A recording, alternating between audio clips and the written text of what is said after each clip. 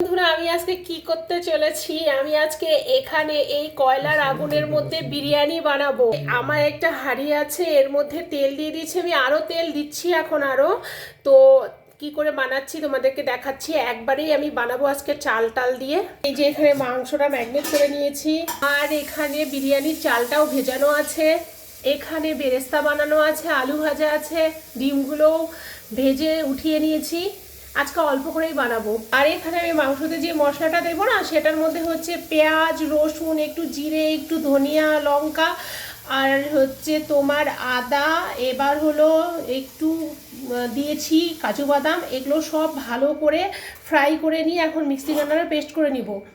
আর বিরিয়ানির মশলা তো আমি কিনে নিয়ে আসি না, এটা আমি বাড়িতেই বানিয়েছি। এটা আমি পরে তোমাদেরকে বলছি কি কি আছে, এখানে অনেক কিছু আছে। কি সুন্দর আগুন যে জ্বলছে গো, বলবো কি। এই যে দেখো, খুব সুন্দর করে পেঁয়াজটা ভাজা হয়ে গেল। এখন আমি দিয়ে দিচ্ছি মাংস, মশলাটা পেস্ট করে মাংসে দিয়ে দিলাম। এখানে আমি মশলা, তারপর বেরেস্তা, সব কিছু, ডিম, আলু সব দিয়ে দিয়েছি। এবার আমি পরিমাণ মতো, মাপ মতো আমি জল দেব। যতটুকুন চাল নিয়েছিলাম তার ডবলের একটু বেশি দিয়ে দেব। মাপ করে জল দিয়ে দিয়েছি, আর এই যে ঢাকাটা দিয়ে দিচ্ছি। উফ, দারুণ হচ্ছে গো।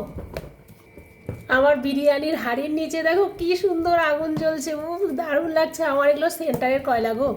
তো চলো বন্ধুরা, আমার রেডি হয়ে গেল স্পাইসি ডিলিশিয়াস বিরিয়ানি। ওয়াও, দেখো।